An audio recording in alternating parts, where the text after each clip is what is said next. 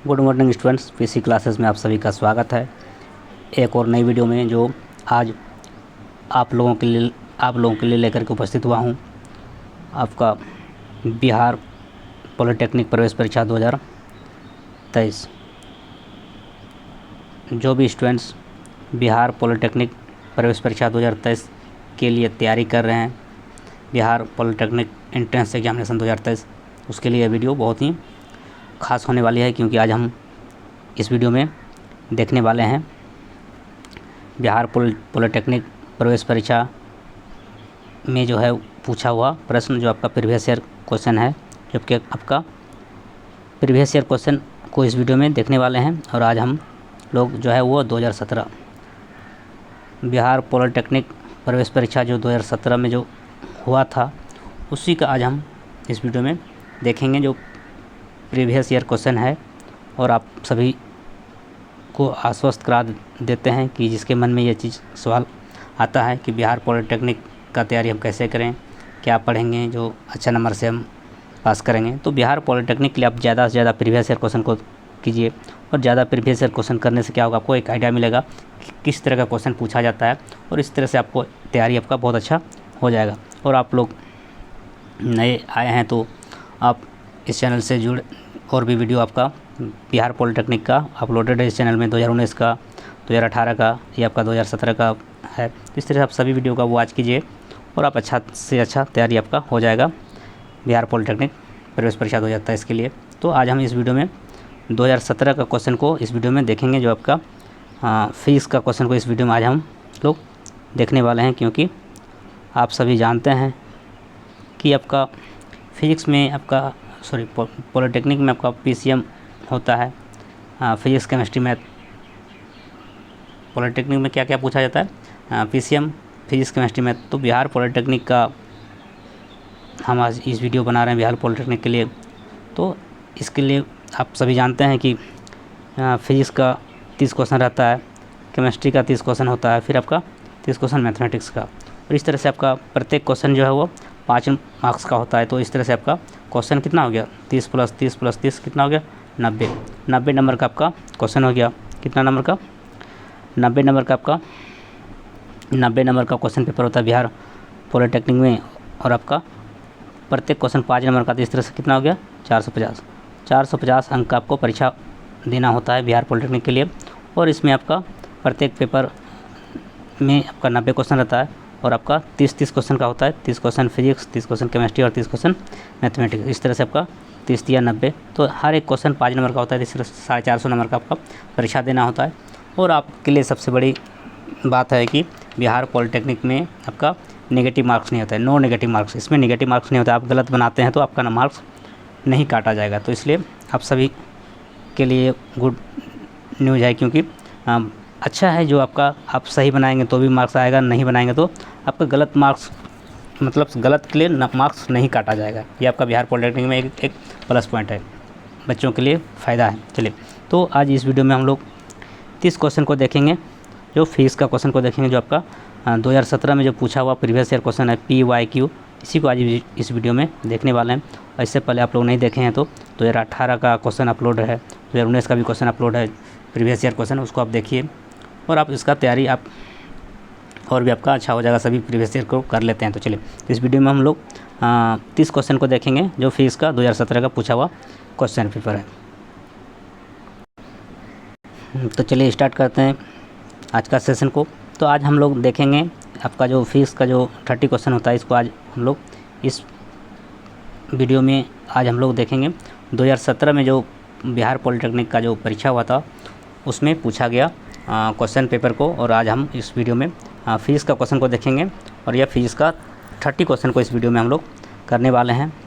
आप सभी जानते हैं कि प्रत्येक सेक्शन में 30 क्वेश्चन होता है, 30। तो आपका 30 फिजिक्स में, 30 केमिस्ट्री में, 30 मैथ में, इस तरह से 90 क्वेश्चन का पेपर होता है पॉलिटेक्निक का, बिहार पॉलिटेक्निक का। तो आज हम फिजिक्स को देखेंगे इस वीडियो में। चलिए तो स्टार्ट करते हैं। फर्स्ट क्वेश्चन आपका है, फर्स्ट क्वेश्चन आपका निम्न में से दूरी का मात्रक नहीं है। यहाँ पे नहीं पूछ रहा है कौन दूरी का मात्रक नहीं है, तो दूरी का मात्रक कौन नहीं है, फर्मी, एंगस्ट्रॉम, माइक्रोन और एस्टेरेडियम। तो इसका आंसर हो जाएगा ऑप्शन नंबर डी। क्या हो जाएगा, ऑप्शन नंबर डी, एस्टेरेडियम जो है वो आपका दूरी का मात्रक नहीं है, जबकि फर्मी दूरी का मात्रक है, एंगस्ट्रॉम भी दूरी की मात्रक है, और माइक्रोन भी क्या है, दूरी का मात्रक है। जबकि क्या है, एस्टेरेडियन दूरी की मात्रक नहीं है, और यहाँ पे नहीं पूछा, इसलिए आंसर हो जाएगा आपका एस्टेरेडियन। तो आंसर क्या हो जाएगा, ऑप्शन नंबर क्या हो जाएगा इसका, डी हो जाएगा एस्टेरेडियन। एस्टेरेडियन क्या है, वो दूरी का मात्रक नहीं है। एस्टेरेडियन जो हुआ क्या है, दूरी का मात्रक नहीं है।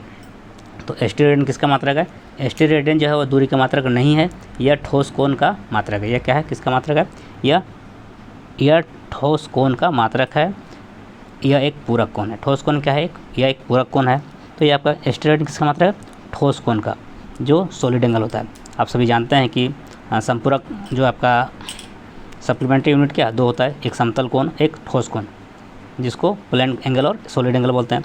और समतल कोण के लिए मात्रक क्या होता है, रेडियन, और ठोस कोण का क्या होता है, सॉलिड एंगल, इसका मात्रक क्या होता है, एस्टेरेडियन। तो एस्टेरेडियन किसका मात्रक है, आपका ठोस कोण का, जो कि दूरी का मात्रक नहीं है। और फर्मी, एंगस्ट्रॉम और माइक्रोन, ये सभी क्या है, दूरी का मात्रक है।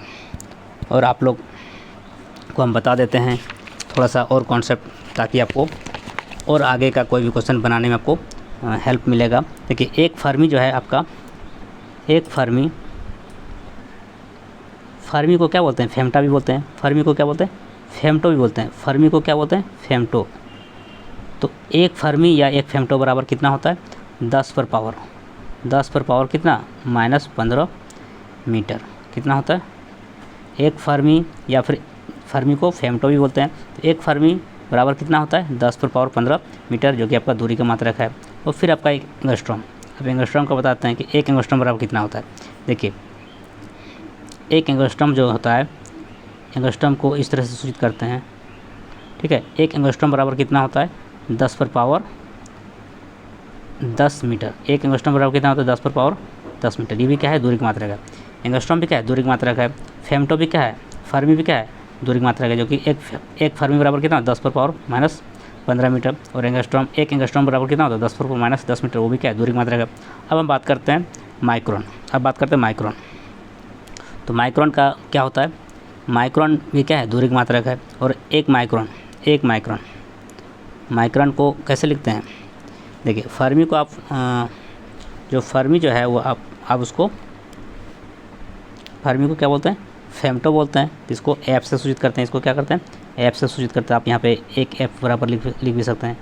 एक एफ बराबर कितना हो गया, फेम्टो या फर्मी उसी को बोलता है। तो एक एफ से सूचित करते हैं, तो इसको क्या हो जाएगा, 10 पर पावर कितना, 15 मीटर कितना होता है, 10 पर पावर -15 मीटर।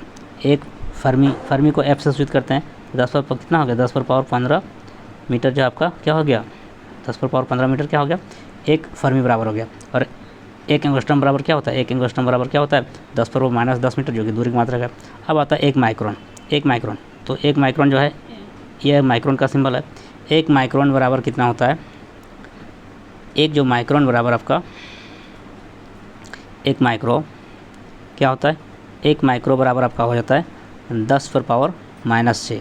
क्या होता है, 10 पर पावर -6 मीटर। 10 पर पावर कितना होता है, 10 पर पावर 6 माइक्रोमीटर। तो ये आपका क्या है, एक माइक्रोन बराबर हो गया 10 पर पावर -6 मीटर।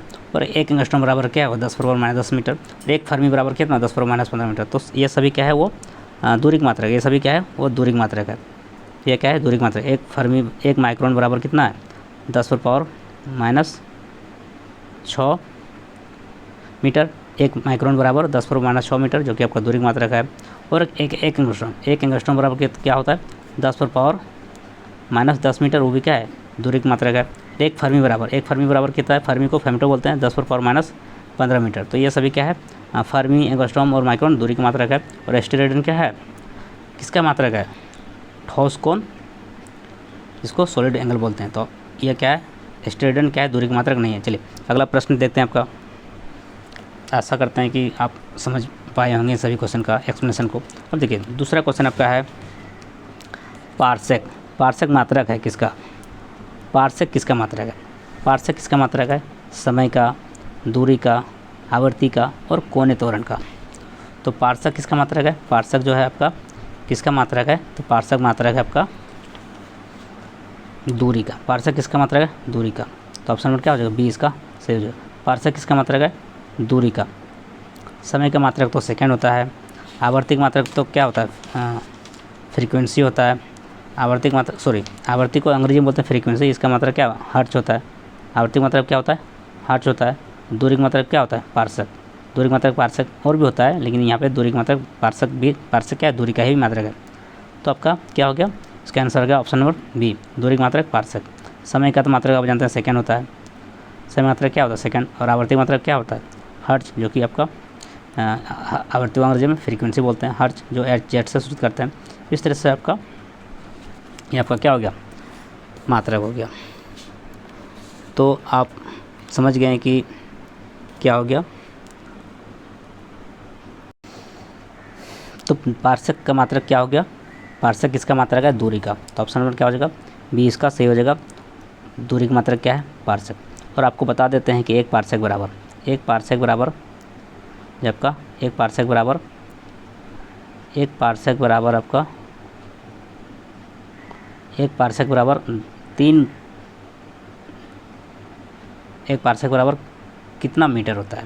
देखिए एक पार्सक बराबर आपका 3.08 इंटू, फिर से इसको इरेज करके लिख दे रहे हैं, एक पार्सक बराबर जो आपका होता है 3.08 इंटू 10⁻⁻16 मीटर। ये क्या होता है, एक पार्सक बराबर 3.08 गुना 10⁻16 मीटर होता है, जो कि आपका इसको यदि बोलेंगे, क्या बोलेंगे, प्रकाश वर्ष में बोलेंगे तो एक पार्सक बराबर हो जाएगा आपका, प्रकाश वर्ष में बोलेंगे तो एक पार्सक बराबर कितना हो गया, 3.26 लाइट ईयर, मतलब प्रकाश वर्ष को अंग्रेजी में बोलते हैं लाइट ईयर। तो एक पार्सक बराबर 3.08 गुना 10⁻16 मीटर होता है, या फिर एक पार्सक बराबर प्रकाश वर्ष बोलेंगे तो 3.26 प्रकाश वर्ष के बराबर होता है। ये आपका पार्सक का ये होता है। चलिए, दूरी की मात्रक क्या है, पार्सक है। अब अगला प्रश्न है आपका क्वेश्चन नंबर 3, वेग समय ग्राफ का क्षेत्रफल क्या बताता है। वेग समय ग्राफ का क्षेत्रफल क्या बताता है, तो किसको बताता है, विस्थापन को बताता है। ऑप्शन नंबर क्या हो जाएगा, डी सही हो जाएगा। वेग समय ग्राफ के क्षेत्रफल द्वारा विस्थापन को बताता है, तो ऑप्शन नंबर क्या हो जाएगा, डी हो जाएगा। आप सभी जानते हैं क्या है, वेग समय ग्राफ का क्षेत्रफल क्या बताता है, विस्थापन को। तो ऑप्शन नंबर क्या हो जाएगा, डी इसका सही हो जाएगा। चलिए अगला प्रश्न आपका है, निम्न में से कौन सदिश राशि है, द्रव्यमान, दूरी, चाल और बल। तो इनमें से कौन सदिश राशि है। देखिए बल क्या है, एक सदिश राशि है। बल क्या है, फोर्स जो है क्या, वो वेक्टर क्वांटिटी है, बल क्या है, एक सदिश राशि, जबकि चाल अदिश है, दूरी भी अदिश है और द्रव्यमान भी क्या है, अदिश है। सदिश क्या होता है, जिसमें दिशा के साथ परिमाण के साथ दिशा हो तो वो क्या है, दोनों हो परिमाण और दिशा, तो वो सदिश राशि होता है। और जिसमें केवल परिमाण होता है, दिशा नहीं होता है, उसको क्या बोलते हैं, अदिश। तो आपका द्रव्यमान, दूरी, चाल ये तीनों क्या है, अदिश राशि है, जबकि बल क्या है, वो सदिश है। तो ऑप्शन नंबर क्या हो जाएगा, डी इसका सही हो जाएगा। चलिए अगला प्रश्न आपका है क्वेश्चन नंबर 5, सघन माध्यम से परावर्तन पर कलांतर का होता है। सघन माध्यम से परावर्तन पर कलांतर कितना होता है, तो पाई होता है। कितना होता है, पाई। तो ऑप्शन नंबर क्या हो जाएगा, सी इसका सही हो जाएगा। 5 का क्या हो जाएगा, सी, पाई। सघन माध्यम से परावर्तन पर कलांतर कितना होता है, पाई। सघन माध्यम से परावर्तन पर कलांतर में परिवर्तन जो होता है क्या होता है, पाई होता है। ऑप्शन नंबर सी इसका सही हो जाएगा, पाई। अगला प्रश्न आपका है क्वेश्चन नंबर 6। क्वेश्चन नंबर 6 आपका क्या है, 20 kg द्रव्यमान के ब्लॉक पर 2 मीटर की दूरी पर तक 5 न्यूटन का बल लगाया जाता है, तो ब्लॉक की गति ऊर्जा क्या हो जाएगा, ब्लॉक की गति ऊर्जा क्या होगा। देखिए यहाँ पर यह न्यूमेरिकल है और बहुत ही अच्छा है। त्वरण आपका कितना दिया हुआ है, आपका त्वरण आपका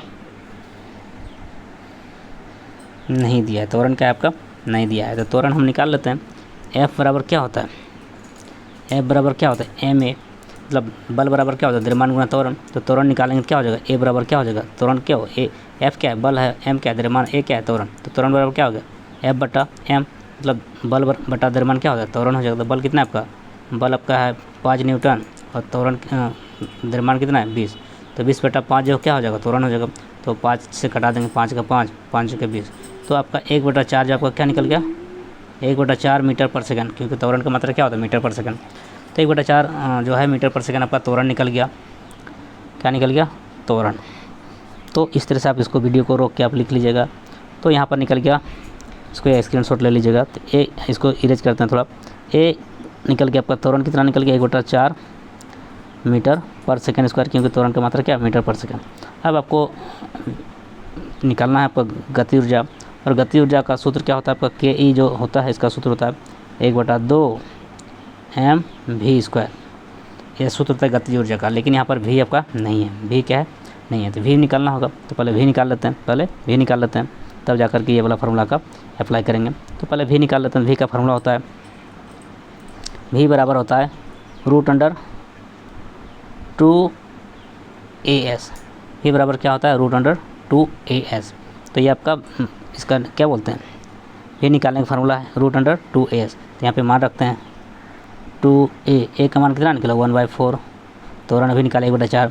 एस कितना है? एस कितना है? एस आपका जो एस क्या हो गया? दूरी। दूरी कितना है आपका? 2 मीटर। दूरी कितना है? 2। एस क्या होगा? दूरी, तो 2। तो आप देखिए 2 आ गया। तो यहाँ पर आपका ये 2 से और 2 से या 4 कट गया, तो कितना हो गया? √ आपका क्या हो गया? 1। √1 का मतलब क्या? 1। तो वेग कितना निकल गया? 1 मीटर पर सेकंड। आप जानते हैं वेग का मात्रा क्या? मीटर पर सेकंड। तो भी निकल गया 1 मीटर पर सेकंड स्क्वायर। तो इस तरह से आप इसको वीडियो को रोक के आप लिख लीजिएगा।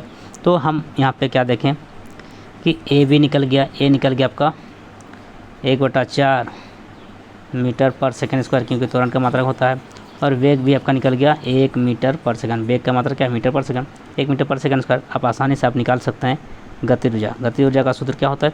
के ई बराबर होता है 1/2 mv²। इस फार्मूला में रखेंगे तो आपका गति ऊर्जा निकल जाएगा। ये आपका गति ऊर्जा का सूत्र होता है। गति ऊर्जा को अंग्रेजी में क्या बोलते हैं? काइनेटिक एनर्जी, जो इसका सूचित करते हैं के ई से। तो के इक्वल टू क्या हो गया? 1/2 mv²। यानी गति ऊर्जा बराबर हो गया 1/2 द्रव्यमान गुना वेग का स्क्वायर। तो ये आपका सूत्र है। इस सूत्र पे रखेंगे तो क्या, ये वाला फार्मूला पे रखेंगे तो क्या हो जाएगा? गति ऊर्जा निकल जाएगा। चलिए अब रखते हैं इसका मान। अब इसका मान रखते हैं। देखिए इरेज करते हैं। आप लोग ध्यान से वीडियो को देखिए या वीडियो को रोक करके लिख लीजिएगा। तो हम यहाँ पे आप इसका जो फार्मूला निकला आपका गति ऊर्जा का जो सूत्र निकला आपका 1/2 गुना द्रव्यमान। द्रव्यमान कितना है आपका? द्रव्यमान आपका 20 kg है, 20 kg। और वेग कितना है? वेग 1। 1 का स्क्वायर क्या होगा? 1 ही होगा। तो 2 को कैंसिल करते हैं, 20 कितना बार में कटेगा? 10 बार में। तो 10 गुना 1 कितना होगा? 10, क्योंकि 1 से गुना करने पर तो 1 ही होगा, 10 ही होगा। 1 का स्क्वायर करने पर भी 1 ही होगा। तो गति ऊर्जा कितना निकल गया आपका? 10। गति ऊर्जा कितना निकला? 10। और इसका मात्रा क्या होता है? जूल। इसका क्या मात्रा? जूल। ये जो गति ऊर्जा का मात्रा क्या होता है? जूल। तो इसका आंसर हो जाएगा 10 जूल। क्या हो जाएगा? इसका आंसर हो जाएगा आपका 10 जूल। यह क्या होगा? 10 जूल। 10 जूल किस में है? तो ऑप्शन नंबर सी में इसका 10 जूल है। तो आंसर क्या हो जाएगा? 6 का आपका ऑप्शन नंबर सी हो जाएगा 10 जूल। चलिए तो इसका आंसर क्या हो जाएगा? Option number C 10 joule. बस आसान था। इसके लिए 2-3 फार्मूला का यूज हुआ। एक फार्मूला आपका पहला फार्मूला था वो त्वरण निकाल लिए। त्वरण बराबर क्या होता है? त्वरण बराबर क्या? बल बटा द्रव्यमान। फिर इसके बाद वेग निकाल लिए। वेग का निकालने का फार्मूला क्या है? √2as। इसे वेग निकाल लें। फिर इसके बाद गति ऊर्जा का सूत्र लगा दिए। तो गति ऊर्जा का सूत्र क्या? 1/2 mv²। तो आपको बस फार्मूला को याद रखना है। और यहाँ पर जो आपका त्वरण निकला था F/m, और ये कहाँ से आया? तो आप फार्मूला जानते हैं F बराबर फार्मूला क्या होता है? ma। बल का सूत्र जो आपका गति का जो सेकंड इक्वेशन से जो आता है, गति का जो दूसरा समीकरण, उसी से आपका बल का सूत्र आता है जो F बराबर ma, जो बल बराबर क्या होता है? द्रव्यमान गुना त्वरण। इसी से त्वरण का सूत्र निकला। इस तरह से 3 फार्मूला का यूज हुआ इस क्वेश्चन में, और इस तरह से आंसर आ गया आपका 10 जूल, जो बहुत ही महत्वपूर्ण क्वेश्चन था। ऑप्शन नंबर सी इसका करेक्ट हो जाएगा। चलिए अगला प्रश्न देखते हैं आपका क्वेश्चन नंबर आपका 7। क्वेश्चन नंबर 7 आपका क्या है?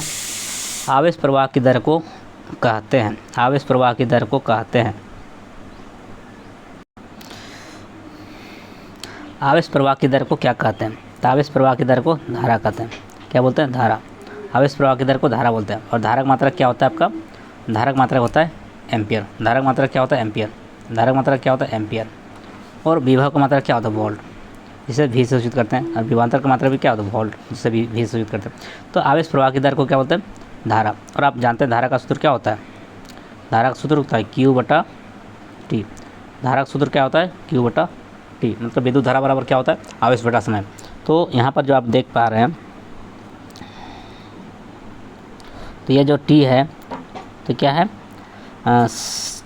समय के सापेक्ष जो आवेश में जो परिवर्तन होता है, समय के सापेक्ष जो आवेश में जो परिवर्तन होता है उसी को बोलते हैं विद्युत धारा। समय के सापेक्ष जो आवेश में परिवर्तन होता है उसी को बोलते हैं विद्युत धारा। तो इसका परिभाषा क्या हो गया, आवेश प्रवाह की दर को धारा कहते हैं। इसका सूत्र, धारा का सूत्र क्या होगा, आवेश बटा समय। इसका धारा की मात्रा क्या होता है, एम्पियर, जिसको ए से सूचित करते हैं। विभव की मात्रा क्या होता है,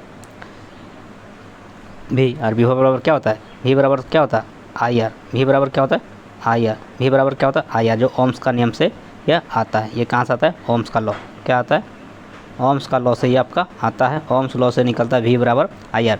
विभवांतर बराबर क्या होता है, या विभव बराबर क्या होता है, विद्युत धारा गुना प्रतिरोध। विद्युत धारा गुना प्रतिरोध, तो ये आपका आप आगे कभी पढ़ेंगे। चलिए, तो इसका आंसर होगा ऑप्शन नंबर वी हो जाएगा, धारा। चलिए अगला प्रश्न को देखते हैं। अब नेक्स्ट क्वेश्चन आपका क्वेश्चन नंबर 8।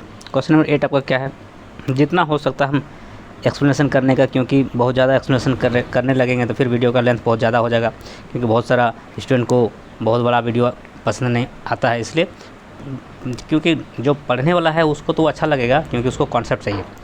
केवल वीडियो देख लेने से कुछ होने वाला नहीं। आप इसका आंसर बोल दिए तो क्या मिलेगा उससे, बहुत अच्छा स्कोर तो कर नहीं सकते हैं। आपको बहुत ज़्यादा स्कोर करने के लिए आपको कॉन्सेप्ट सीखना पड़ेगा, हर एक चीज़ को समझना पड़ेगा, तो आपका आप अच्छा स्कोर कर सकते हैं। इसलिए समय लगेगा, लेकिन आप सीख जाएंगे। तो सभी तरह का स्टूडेंट है। चलिए, तो यहाँ पर आपका कॉन्सेप्ट पे ज़्यादा ध्यान दीजिए। इससे क्या होगा, बहुत सारा क्वेश्चन आप खुद से करने लगेगा जब उसको एक वीडियो को अच्छा से देखेंगे और सभी चीज़ को कॉपी में लिख लेंगे। तो अब देखिए, पृथ्वी पर वायुमंडल होने का कारण क्या है, पृथ्वी पर वायुमंडल होने का क्या कारण है। देखिए, ये जो है क्या है, पृथ्वी जो है वो वायुमंडल को गुरुत्व द्वारा बांधे रखती है। तो इसका जो आंसर क्या हो जाएगा, 8 का क्या हो जाएगा, ऑप्शन नंबर ए, गुरुत्व। ऑप्शन नंबर क्या हो जाएगा, ए इसका हो जाएगा गुरुत्व। जो ग्रेविटी होता है, जी ग्रेविटी, इसका मान क्या होता है, 9.8 मीटर पर सेकेंड स्क्वायर, यही जी है गुरुत्व। पृथ्वी जो है वह क्या है, वायुमंडल को गुरुत्व द्वारा बांधे रखती है। तो ऑप्शन नंबर क्या हो जाएगा, ए इसका सही हो जाएगा। पृथ्वी पर वायुमंडल होने के कारण क्या है, गुरुत्व, जिसका जी का मान क्या होता है, 9.8 मीटर पर सेकेंड स्क्वायर। चलिए अगला प्रश्न आपका है, कार्य करने की दर को क्या कहते हैं, कार्य करने की दर को क्या कहते हैं। तो कार्य करने की दर को शक्ति कहते हैं। क्या कहते हैं, शक्ति। ऑप्शन नंबर क्या हो जाएगा, बी इसका सही हो जाएगा। कार्य करने की दर को शक्ति कहते हैं, और कार्य करने की दर को शक्ति कहते हैं, और कार्य करने की क्षमता को ऊर्जा कहते हैं। और बल क्या है, द्रव्यमान गुना त्वरण क्या है, वो बल होता है। द्रव्यमान और त्वरण के गुणनफल को बल कहते हैं। और आपका शक्ति क्या है, शक्ति की मात्रा क्या है, वाट। शक्ति की मात्रा क्या है, वाट। शक्ति की मात्रा क्या है, वाट। और ऊर्जा की मात्रा क्या है, जूल। ऊर्जा की मात्रा क्या है, जूल, जिसको जैसे सूचित करते हैं। और बल का मात्रा क्या है, न्यूटन। बल का मात्रा क्या है, न्यूटन। इस तरह से आपका मात्रा भी पूछ सकता है। शक्ति की मात्रा क्या हो गया, वाट, और ऊर्जा की मात्रा क्या होगा, जूल, और बल का मात्रा क्या होगा, न्यूटन। चलिए, तो अगला प्रश्न आपका क्वेश्चन नंबर 10 को देखते हैं।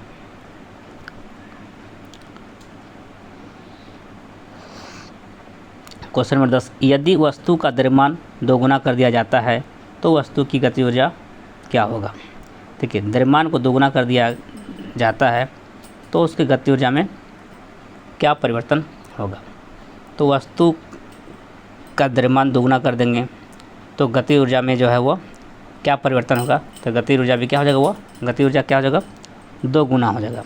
द्रव्यमान दोगुना करेंगे तो क्या हो जाएगा, गति ऊर्जा दोगुना हो जाएगा। तो इसके लिए आपको बता दे रहे हैं, इसका आंसर होगा ऑप्शन नंबर बी, क्या हो जाएगा, 10 का क्या हो जाएगा, 10 का हो जाएगा ऑप्शन नंबर बी, 2 गुना। तो इसको लॉजिकली हम बता दे रहे हैं, ऐसे तो याद कर लीजिएगा, अच्छा बात है, समझ लीजिएगा, आगे भी आपको फ्यूचर में कभी दिक्कत नहीं होगा। तो यदि वस्तु का द्रव्यमान 2 गुना कर दिया जाए तो गति ऊर्जा क्या हो जाएगा, 2 गुना हो जाएगा। यहाँ तक तो ठीक है, याद कर लेंगे, लेकिन आप समझ जाएंगे तो भविष्य में कभी दिक्कत नहीं होगा। चलिए, तो इसका बता दे रहे हैं कैसे, क्यों ऐसा होता है। देखिए, गति ऊर्जा का सूत्र अभी हम बताएं, क्या बताए थे, के ई बराबर क्या होता है, काइनेटिक एनर्जी बराबर होता है हाफ mv²। ठीक है, तो यहाँ पर क्या देख रहे हैं कि m जो है क्या है, गति ऊर्जा के समानुपाती है। तो यहाँ पर क्या देख रहे हैं कि m जो है क्या आपका, इसका आंसर तो हो गया आपका 2 गुना। अब इसको हम समझा दे रहे हैं, m जो यहाँ पे गति ऊर्जा क्या है और यहाँ m क्या हुआ, समानुपाती है। गति ऊर्जा क्या है वो आपका समानुपाती है एम का। एम बढ़ेगा तो मतलब गति ऊर्जा भी बढ़ेगा, द्रव्यमान बढ़ेगा तो गति ऊर्जा भी बढ़ेगा, द्रव्यमान घटेगा तो गति ऊर्जा भी घटेगा। तो द्रव्यमान क्या हो गया, 2 गुना हो गया, तो गति ऊर्जा भी क्या हो जाएगा, 2 गुना हो जाएगा। और यहाँ पे यदि उसका गति ऊर्जा और वेग में बोलेंगे तो वो स्क्वायर का है तो 4 गुना हो जाएगा। गति ऊर्जा को इसको क्या करना पड़ेगा, 4 गुना हो जाएगा। तो यहाँ पे आपको द्रव्यमान बढ़ रहा है, द्रव्यमान और गति ऊर्जा में क्या है, समानुपाती है। तो ऑप्शन नंबर क्या हो जाएगा बी। द्रव्यमान 2 गुना हुआ तो गति ऊर्जा भी क्या हो जाएगा, 2 गुना हो जाएगा। चलिए अगला प्रश्न आपका है, अब देखते हैं क्वेश्चन नंबर 11। क्वेश्चन नंबर 11 आपका क्या है,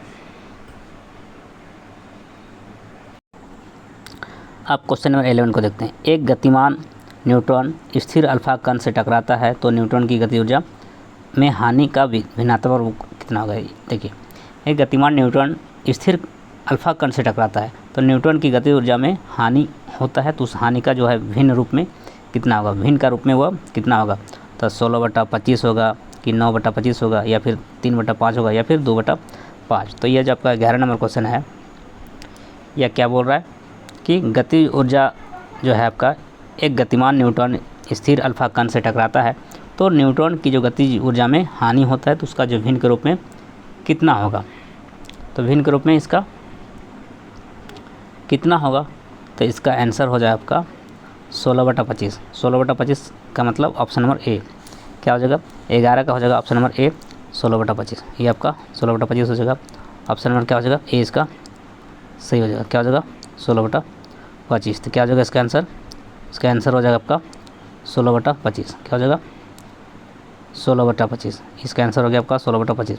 जो टकराएगा न्यूट्रॉन, गतिमान न्यूट्रॉन जो स्थिर अल्फा कण से टकराएगा तो गति ऊर्जा में हानि होगा, वो कितना हानि होगा, 16/25। 16/25 देखिए वो कैसे बनेगा, इसको थोड़ा सा हम बता देते हैं।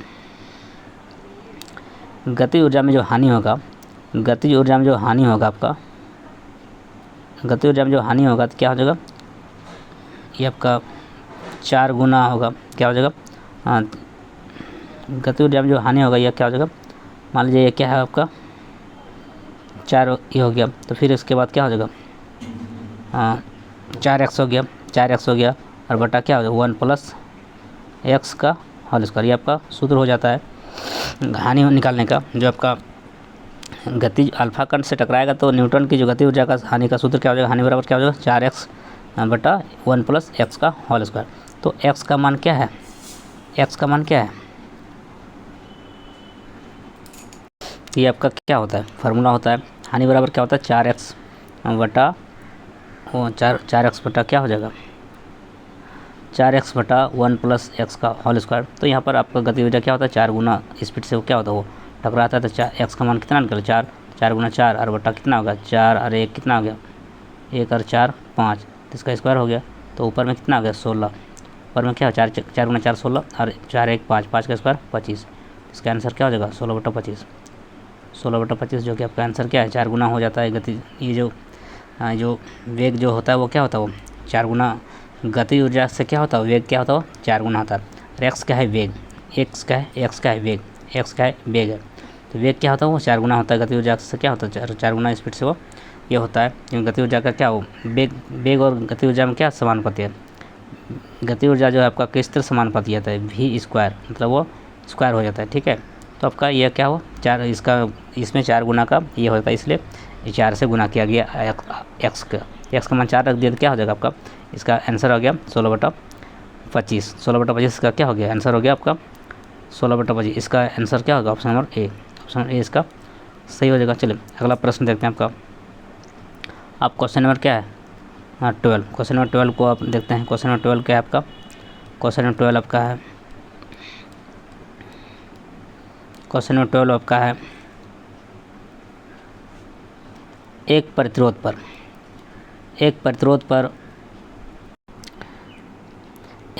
पर 10 वोल्ट का विभवांतर लगाने पर 0.2 एम्पियर की धारा प्रवाहित होती है तो प्रतिरोधक का प्रतिरोध क्या होगा। देखिए आप अभी आपको बताए थे कि ओम का नियम से क्या निकलता है, V बराबर IR। क्या होता है V बराबर IR, जो आपका क्या है वो ओम्स का नियम से आता है। ये ओम्स का नियम में यही चीज़ ओम का नियम में क्या निकला था, किसका फार्मूला निकला था V बराबर IR, ये आपका ओम्स का नियम। ओम्स का लॉ में क्या आया, V बराबर IR, विभवांतर बराबर विद्युत धारा गुना प्रतिरोध, या विभव बराबर विद्युत धारा गुना प्रतिरोध।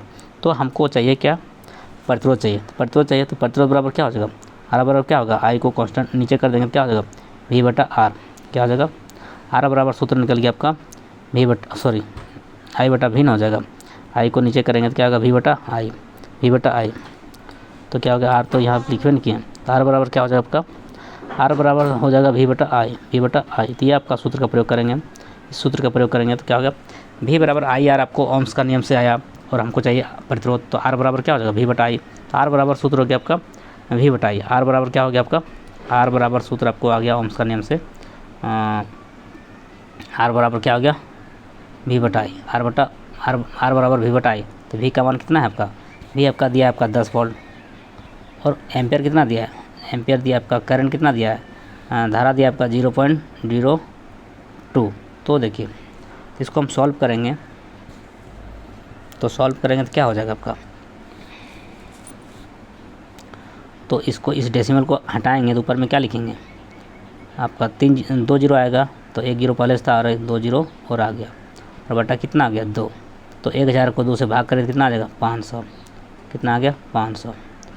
और प्रतिरोध का मात्रा क्या होता है ओम, प्रतिरोध का मात्रा क्या होता है ओम, तो इसका आंसर हो गया 500 ओम। तो 500 ओम किस में है, ऑप्शन नंबर क्या है डी में है, 500 ओम इसका आंसर हो जाएगा, ऑप्शन नंबर क्या हो जाएगा डी उसका हो जाएगा। वीडियो को रोक के आप लिख लीजिएगा। तो प्रतिरोध निकल गया आपका, प्रतिरोधक का प्रतिरोध निकल गया 500 ओम, तो ऑप्शन नंबर क्या हो जाएगा डी इसका सही हो जाएगा, 500 ओम इसका आंसर हो गया। 500 ओम हो जाएगा आपका प्रतिरोध, क्योंकि प्रतिरोध का फार्मूला आपका था, प्रतिरोध का फार्मूला क्या था V बटा I, और V का मान आपका दिया हुआ 10 वोल्ट और I का मान दिया 0.02 एम्पियर। तो इस तरह से आप कैंसिल करेंगे तो आपका निकल जाएगा 500 ओम, और ओम किसका मात्रा है प्रतिरोध का, ओम किसका मात्रा है प्रतिरोध का, अब विद्युत धारा का मात्रा क्या है एम्पियर, और वोल्ट किसका मात्रा है विभवांतर का। चलिए अगला प्रश्न देखते हैं आपका क्वेश्चन नंबर 13। क्वेश्चन नंबर 13 क्या आपका है, क्वेश्चन नंबर 13 आपका है किस कारण बांध को नीचे से चौड़ा बनाया जाता है, किस कारण बांध को नीचे से चौड़ा बनाया जाता है। देखिए ये कारण क्या है जो बांध को नीचे से चौड़ा बनाया जाता है, तो गहराई के साथ जल की मात्रा बढ़ती है, गहराई के साथ जल का घनत्व बढ़ता है, या फिर गहराई के साथ जल का दाब बढ़ता है, या फिर गहराई के साथ जल का ताप बढ़ता है। तो इसका जो आंसर होगा आपका, देखिए 13 नंबर क्वेश्चन बहुत ही अच्छा प्रश्न है। नदी पर निर्मित बांध को नीचे से चौड़ा बनाया जाता है, ठीक है, नदी पर जो निर्मित बांध होता है तो वो क्या होता है नीचे से चौड़ा बनाया जाता है, क्योंकि गहराई बढ़ने के साथ साथ जल का दाब भी बढ़ता है। तो नदी पर जो बांध बनाया जाता है तो वह नीचे से चौड़ा बनाया जाता है, क्यों, क्योंकि गहराई बढ़ने के साथ साथ जल का दाब भी क्या होता है बढ़ता है, इसलिए दाब को सहन करने हेतु जो है वह क्या होता है बांध को नीचे से चौड़ा बनाया जाता है। तो इसका जो उत्तर हो जाएगा आपका क्या हो जाएगा, 13 का उत्तर हो जाएगा ऑप्शन नंबर सी। क्या हो जाएगा ऑप्शन नंबर सी,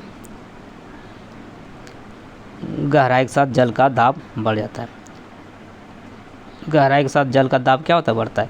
आप जितना डेप्थ में जाएंगे, जितना गहराई में जाएंगे, उतना क्या होता है जल का प्रेशर बढ़ता जाता है, इसके कारण वह जो है वो बांध को नीचे से चौड़ा बनाया जाता है। बहुत ही अच्छा प्रश्न था, और इसका एक्सप्लेनेशन भी उम्मीद करते हैं कि आप लोगों को समझ में आ गया होगा कि नदी पर निर्मित बांध जो है नीचे से चौड़ा क्यों बनाया जाता है। तो कारण यही है कि गहराई बढ़ने के साथ साथ जल का दाब भी बढ़ता है, इसलिए दाब को सहन करने हेतु जो है वो क्या करता है, वो दाब को सहन कर सके इसके लिए जो है बांध को नीचे से चौड़ा बनाया जाता है। तो ऑप्शन नंबर क्या हो जाएगा सी इसका सही हो जाएगा। चलिए अगला प्रश्न को देखते हैं आपका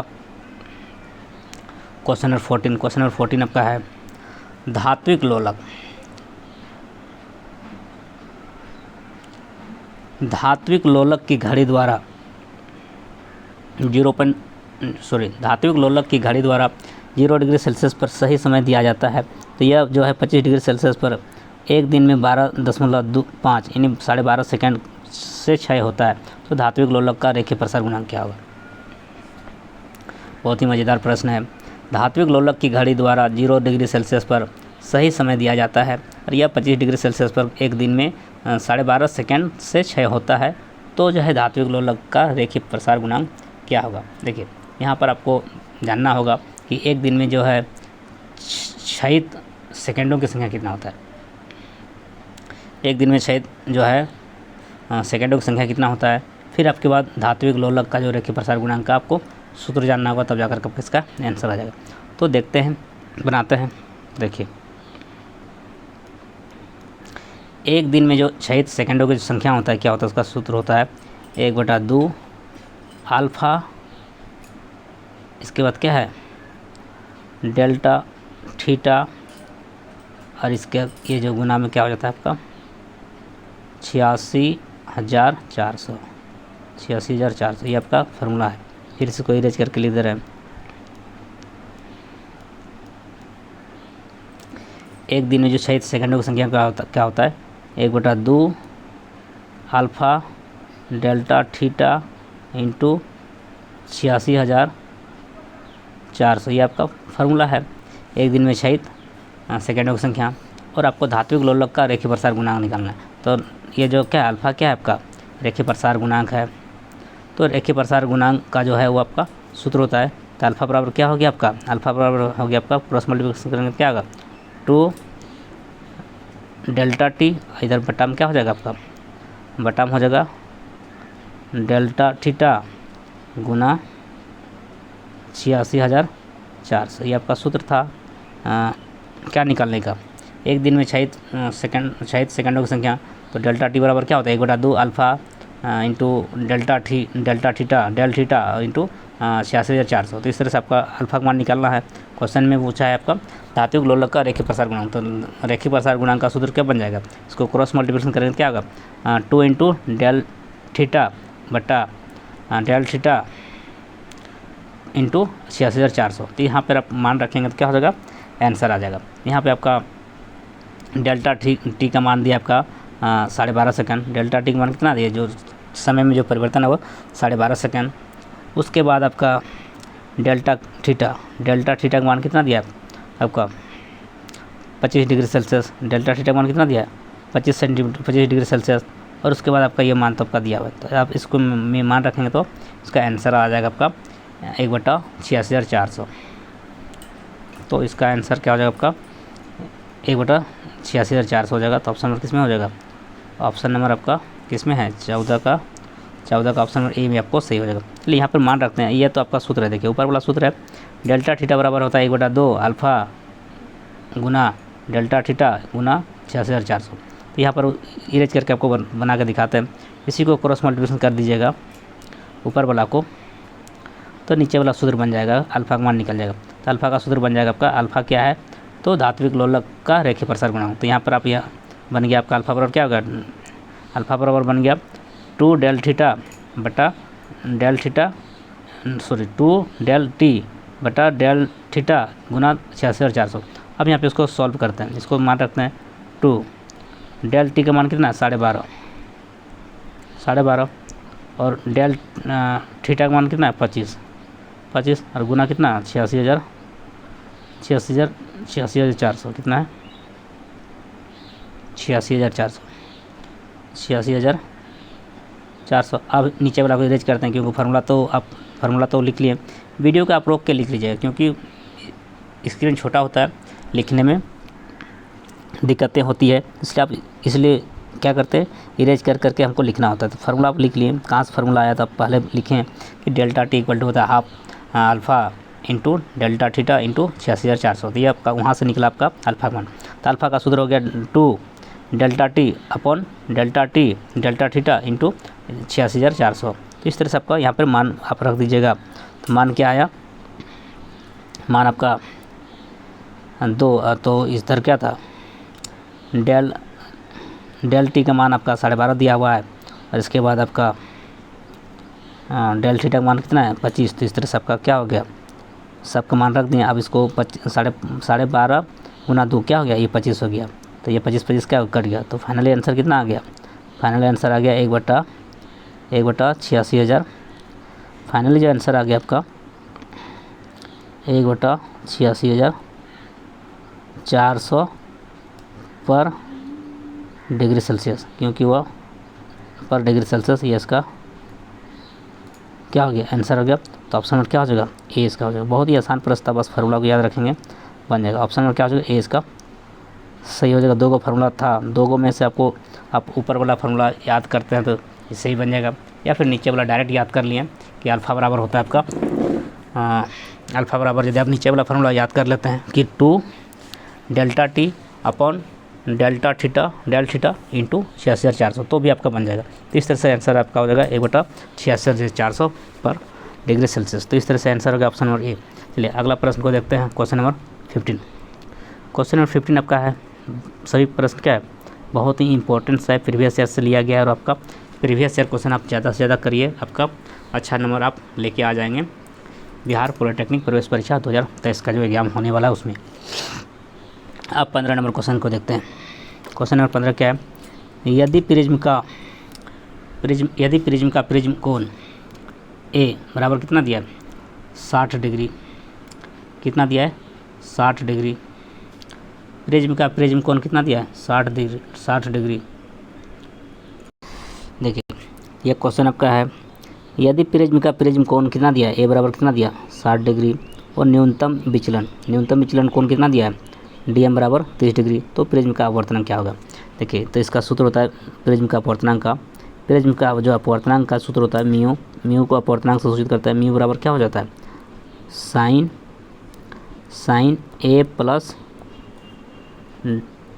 डेल एम बटा क्या होता है 2 और फिर वाई में आपका साइन ए बाई 2। अब ए क्या है डेल एम क्या है यार, ये तो आप यहाँ पे लिखा हुआ है। प्रिज्म का कोण क्या है ए क्या है प्रिज्म का कोण है। डी एम क्या है डी एम जो है वो क्या है न्यूनतम विचलन कोण है। न्यूनतम विचलन कोण इस पर आप मान रखेंगे तो आ जाएगा आपका आंसर आ जाएगा आपका √2 आ जाएगा। क्या आ जाएगा √2 आ जाएगा, जो कि आपका ऑप्शन नंबर ए में है। आप बस केवल सूत्र को याद रखिए और आप इसको मान रखिए, सॉल्व कीजिए, आंसर आ जाएगा। 15 का क्या हो जाएगा ए √2। कैसे बनाएंगे तो आपका अपवर्तनांक का सूत्र है म्यू। अपवर्तनांक किससे सूचित करता है म्यू से, तो बराबर क्या होगा sine A plus D M by 2 या डेल अपोल हो या डी जो भी है, डेल्टा ही है डेल्टा एम बटा 2। डेल्टा एम किसको सूचित करता है न्यूनतम विचलन कोण को, और बटा साइन ए बाई 2। ए क्या है तो प्रिज्म का कोण, इसमें मान रखें तो आपका आंसर आ जाएगा। अब इसको हम देखिए इसको इरेज करके रखते हैं तो कि आपको समझ में आएगा। चलिए क्योंकि स्क्रीन में लिखना थोड़ा सा मुश्किल है लेकिन कोशिश करते हैं लिखने का। चलिए इरेज करते हैं। ए कितना है आपका 60 डिग्री, ए कितना है 60 डिग्री। ए के जगह पे क्या लिखेंगे 60 आ गया। फिर आपका डी एम कितना है 30 डिग्री। डी एम कितना है 30 डिग्री, तो डी एम के बदले क्या लिखेंगे 30 लिखेंगे। इसलिए आपको इरेज करके लिखना है ताकि आपको समझ में आएगा। अब देखिए 60 डिग्री और डी एम हो गया 30 डिग्री। अब यहाँ पर क्या है साइन ए का मान फिर क्या है ए का मान कितना है 60। ए का मान कितना है 60। यहाँ पे क्या लिखेंगे 60/2। तो इस तरह से हम देख रहे हैं कि ऊपर में कितना हो गया साइन 90 और 60 और 30 कितना 90 को 2 से भाग करें 45 साइन 45 और नीचे कितना हो गया 30 60 का आधा 60 को 2 से भाग करें 30। तो फाइनली आपका आ गया साइन 45 बटा साइन 30। क्योंकि आप सॉल्व कीजिएगा 60 + 30 90/2 45 साइन 45 ऊपर में आया। यहाँ से यहाँ तक आप उसको सॉल्व कीजिएगा तो क्या आ गया, इसको सॉल्व कीजिएगा ये वाला पोर्शन को सॉल्व कीजिए तो आ जाएगा 45 90 60 + 30/2 मतलब 90/2 45। और ये वाला को सॉल्व कीजिए तो क्या आ जाएगा 60/2 तो 30। तो ऊपर में आ गया साइन 45 और नीचे आ गया साइन 30। तो इसको इरेज करते हैं, समझने के लिए आपको ऐसा कर रहे हैं ताकि आपको समझ में ज़्यादा आएगा। तो ऊपर में आ गया आपका ऊपर में क्या आ गया साइन 45, ऊपर में कितना आ गया साइन 45 जो अपवर्तनांक का जो मान आ गया आपका ऊपर में आ गया साइन 45 और नीचे आ गया आपका साइन 30। कितना आ गया साइन 30। तो बताइए साइन 45 का मान क्या होता है 1/√2। एक साइन 45 का मान क्या होता है 1/√2। मान तो आपको याद रखना पड़ेगा। इसका मान होता है साइन 45 का मान होता है 1/√2 और साइन 30 का मान होता है 1/2। साइन 30 का मान क्या होता है 1/2। तो भाग किस में बदलता है गुना में। तो इसको हम बदलने का प्रयास करते हैं। तो आप सॉल्व कीजिए तो आ जाएगा √2। क्या आ जाएगा √2 आ जाएगा। इसका आंसर क्या आ जाएगा √2। आखिर बना के दिखा दें क्या, चलो बना के दिखाते हैं। 1/√2 को सॉल्व करेंगे भाग करेंगे 1/2 से तो आ जाएगा 1/√2 को भाग करेंगे 1/2 से तो आ जाएगा इसका √2। क्या आ जाएगा √2 आ जाएगा। लेकिन नहीं आ रहा था हम आपको बता देते हैं, नहीं ला पा रहे हैं जिसका बेस कमज़ोर है मैथ में तो उसको दिक्कत हो जाएगा। अब हम सॉल्व करते हैं, स्क्रीनशॉट ले लीजिएगा, वीडियो को रोक के लिख लीजिएगा। चलिए हम करते हैं मान निकालते हैं। देखिए कैसे बनेगा अभी हम सॉल्व करके दिखा देते हैं। सॉल्व करते हैं। कैसे सॉल्व करेंगे? ऊपर में क्या है 1/√2 और बटा 1/2, इसको हम सॉल्व करते हैं। देखिए कैसे होता है। तो इसको सॉल्व करेंगे, क्या हो गया, भाग गुना बदलता है, भाग गुना बदलता क्या हो गया 1/√2 और फिर गुना में क्या हो जाएगा 2/1, ऐसे होता है, भाग गुना बदलता है। तो क्या वो पलट रेसिप्रोकल लिखते हैं, तो क्या हो गया 1/2 क्या हो गया 2/1, तो गुना करने पर क्या आ गया 2/√2 आ गया, 2/√2 आ गया, 2/√2 आ गया। तो ऊपर नीचे क्या करेंगे √2 से गुना करेंगे, ऊपर नीचे क्या करेंगे हर का परिमीकरण करेंगे ना। ये जो आपका सॉल्व करके आया आपका क्या आया 2/√2, तो √2 ऊपर भी √2 से गुना और नीचे भी √2 से गुना, तो √2 कितना आ गया 2 हो गया, √2 गुना √2 हो गया, 2 कैंसिल हो गया, तो बचा कितना फाइनली √2 बचा, जो कि आपका ऑप्शन नंबर ए में है आपका √2। चलिए तो इस तरह से आपका बहुत ईजी वे से इस सोल्यूशन को आपको समझा दिए, लेकिन आपको थोड़ा सा मेहनत करने का ज़रूरत है। चलिए तो ऑप्शन नंबर क्या हो जाएगा, ए इसका सही हो जाएगा। प्रिज्म का अपवर्तन कितना निकला √2। चलिए अगला प्रश्न को देखते हैं। क्वेश्चन नंबर आपका 16 नंबर, हीरे में प्रकाश की चाल जो है 1,21,000 किमी पर सेकंड है, तो अपवर्तनांक का मान जो है वो कितना होगा, जो वायु में वेग कितना है 3 × 10⁸ मीटर। तो इसके लिए भी क्या है, ये भी बहुत अच्छा प्रश्न है। देखिए ये यहाँ पर देखिए, ये जो 16 नंबर क्वेश्चन है, हीरे में प्रकाश का वेग कितना दिया है, हीरे में प्रकाश का वेग दिया है 1,21,000 किमी पर सेकंड। तो इसको आप ये जो हीरे में जो प्रकाश का वेग दिया है 1,21,000 किलोमीटर पर सेकंड, तो इसको आपका क्या हो जाएगा, तो इसको हम किलोमीटर के मीटर पर सेकंड में करेंगे, कितना हो जाएगा 1/121 गुना 230 और फिर 10⁻³ से गुना करेंगे और आपका क्या होगा मीटर पर सेकंड हो जाएगा।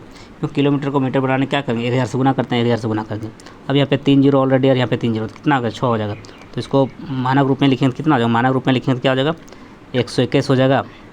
हम एक एक्सटेंडेड फॉर्म में लिखेंगे क्या होगा 121 गुना 10⁻³ कितना होगा 10⁻6 मीटर पर सेकेंड आपका निकल गया हीरे में प्रकाश की वेग या प्रकाश का चाल। हीरे में प्रकाश का वेग कितना निकला 121 गुना 10⁻6 मीटर पर सेकंड। चलिए आप इसको स्क्रीनशॉट ले सकते हैं या फिर वीडियो को रोक के लिख सकते हैं।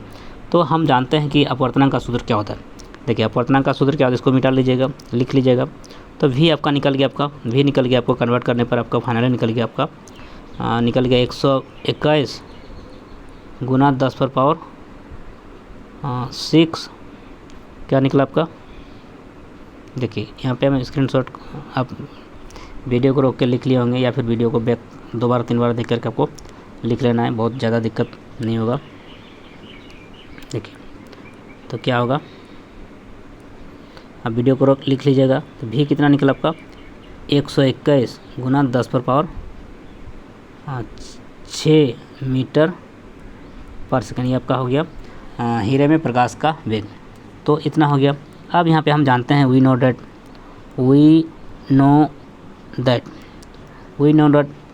दैट हम जानते हैं कि अपवर्तनांक, तो म्यू अपवर्तनांक किससे सूत्र है, म्यू से, इसका सूत्र होता है C/V और सी ये म्यू का सूत्र हो गया, म्यू बराबर क्या हो गया C/V। अपवर्तनांक बराबर क्या होता है प्रकाश का वेग, क्या होता है प्रकाश का वेग, वायु में प्रकाश का वेग बटा आपका हीरे में प्रकाश की वेग। तो इसका सूत्र अपवर्तनांक का सूत्र क्या हो गया, अपवर्तनांक का सूत्र हो गया आपका वायु में प्रकाश का वेग बटा हीरे में प्रकाश का वेग। तो वायु में प्रकाश का वेग कितना है 3 × 10⁸ मीटर होता है और आपका हीरे में प्रकाश का वेग हम निकाल लिए 121 × 10⁻6। तो यहाँ पे मान रखेंगे आंसर आ जाएगा, यहाँ पर मान रखेंगे क्या आ जाएगा आंसर आ जाएगा। चलिए तो मान रख के दिखाते हैं आपको, मान रख के दिखाते हैं। चलिए यहाँ पर जो सूत्र आया आपका अपवर्तनांक का जो सूत्र आपको हम बताएं कि अपवर्तनांक का सूत्र क्या होता है C/V। तो C का मान कितना है, देखिए 3 × 10⁸ मीटर क्या हुआ, C का मान है 3 × 10⁸ हो गया। ये अब क्या हो गया अपवर्तनांक हो गया, ये क्या हो गया C का मान हो गया। C का मान कितना निकल गया, म्यू बराबर अपवर्तनांक का सूत्र आपको बताया, क्या बताया C/V। C कितना है 3 × 10⁸ मीटर पर सेकंड, ये आपका C हो गया। और भी कितना निकला आपका 121 गुना 10⁻6। इस तरह से आपको उसको सॉल्व करेंगे तो आपका आ जाएगा, आपका पूरा सॉल्व करिएगा तो सॉल्व करने पर आ जाएगा 2.48। इस तरह से आपका इसको सॉल्व करिएगा। जैसे यहाँ पे कटेगा 3 को काटेंगे, यहाँ से क्या हो गया इस तरह से आप पूरा सॉल्व कर लीजिएगा तो इसका आंसर आ जाएगा आपका। इसका आंसर क्या हो जाएगा, पूरा आप सॉल्व कर इतना तो आप सॉल्व कर लीजिएगा ना, इतना चीज़ बता दिए तो इसके लिए तो आपको तो आप खुद जिम्मेवार है, क्योंकि इतना आप नहीं सीखेंगे तो फिर आपसे कैसे एग्ज़ाम निकलेगा, आपसे एग्ज़ाम तो नहीं निकलेगा ना, इसलिए आप इतना आप कर लेंगे खुद से। और इसका आंसर आ जाएगा 2.48, इसका आंसर आ जाएगा 2.48 और इसका ऑप्शन है ऑप्शन नंबर सी। तो इस प्रश्न का आंसर आ जाएगा ऑप्शन नंबर सी। चलिए, तो ऑप्शन नंबर सी में है आपका 2.48, न्यूमेरिकल है, बहुत दिक्कत नहीं है, सूत्र याद रखने बन जाएगा। 2.48 इसका आंसर हो गया। अपवर्तनांक का मान कितना निकला, 2.48। चलिए अगला प्रश्न को देखते हैं, क्वेश्चन नंबर 17। क्वेश्चन नंबर 17 आपका क्या है, निम्न में से किस सिद्धांत पर ट्रांसफार्मर कार्य करता है। ठीक है, ट्रांसफार्मर किस सिद्धांत पर कार्य करता है, तो ट्रांसफार्मर जो अन्योन प्रेरण के सिद्धांत पर काम करता है, अन्योन प्रेरण के सिद्धांत। ऑप्शन नंबर क्या हो जाएगा, 20 का सही हो जाएगा, अन्योन म्यूचुअल इंडक्शन। ट्रांसफार्मर जो है वो किस सिद्धांत पर कार्य करता है, तो अन्योन प्रेरण म्यूचुअल इंडक्शन के प्रिंसिपल पर वह वर्क करता है, तो अन्योन प्रेरण ऑप्शन नंबर 20 का सही हो जाएगा, 17 का भी। चलिए अगला प्रश्न देखते हैं आपका 18 नंबर क्वेश्चन। एक 100 वोल्ट परास का वोल्ट मीटर जिसका आंतरिक प्रतिरोध 20 किलो ओम है और एक उच्च प्रतिरोध R के श्रेणी क्रम में 110 वोल्ट की स्रोत से जुड़ा है, तो यदि वोल्ट मीटर का पाठ्यांक जो है वो 5 वोल्ट है तो R का मान क्या होगा। तो भी क्या है, अच्छा प्रश्न है। देखिए, वोल्ट मीटर के सिरों का विभवांतर कितना दिया, 5 वोल्ट, कितना दिया है, 5 वोल्ट। वोल्ट मीटर का जो सिरे का विभवांतर कितना दिया है, 5 वोल्ट। और आपका परिपथ में धारा का मान कितना दिया है, आई कितना है, आई बराबर क्या होता है आपका,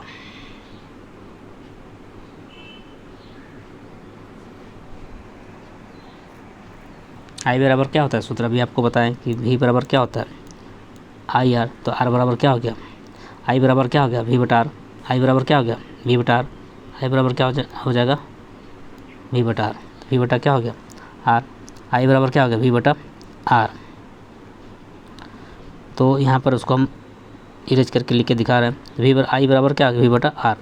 तो आई कितना निकल गया, V का मान तो 5 है, R का मान आपका दिया 20 किलो ओम प्रति 20 किलो ओम। तो 20 किलो को हम ओम में बनाएंगे तो 20 गुना 10 पर कितना हो गया, 3, क्योंकि किलो को ओम में बनाने के 1000 से गुना करना होता है। तो ये आपका हो गया इस तरह का। तो इसको आप आगे फिर सॉल्व करेंगे। तो 5 से मान लीजिए 4 को करा दें, 4 आ गया, हाँ तो 4 आ गया।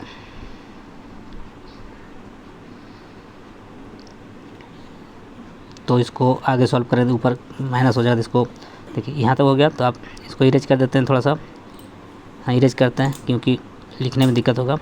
तो 4 को जब भाग करेंगे, 1/4 का मतलब होता है 0.25 और यहाँ पे 10 पर पावर कितना था, 3, तो ऊपर जाके क्या हो जाएगा माइनस। तो इस तरह निकल गया आपका आई का मान कितना निकला, 0.25 इंटू 10⁻³ और आपका यहाँ पे क्या है, प्रतिरोध R के सिरों पर विभवांतर दिया है। प्रतिरोध R के सिरों में कितना दिया है, प्रतिरोध R के सिरों में विभवांतर कितना दिया है आपका, जो V1 इक्वल टू क्या हो जाएगा, प्रतिरोध R के सिरों में जो विभवांतर है आपका प्रतिरोध R के सिरों में जो आपका विभवांतर है तो कितना दिया है आपका, V1 जो निकल जाएगा आपका 110 और -5 विभवांतर सिरों को जो विभवांतर में अंतर, विभवांतर क्या होता है, विभव में अंतर। तो विभव में अंतर क्या है, 110 - 5 तो बराबर कितना हो गया, 105। 105 जो क्या निकल गया, विभवांतर निकल गया।